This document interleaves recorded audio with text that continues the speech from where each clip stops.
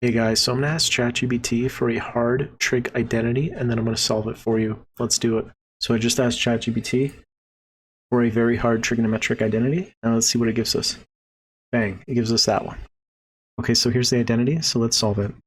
Now, the left side is tan of 2 theta. That is equal to sine of 2 theta divided by cosine of 2 theta.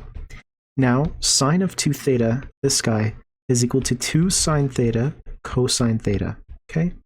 Also, cosine of 2 theta is cosine squared theta minus sine squared theta. Beautiful. The right side, I can change this guy right here so that that is sine theta divided by cosine theta.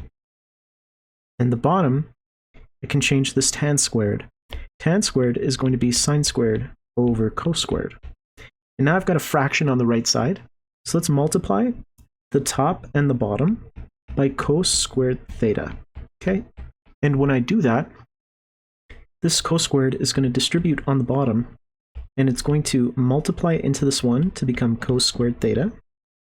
It's going to cancel with that bottom cos squared to become sine squared.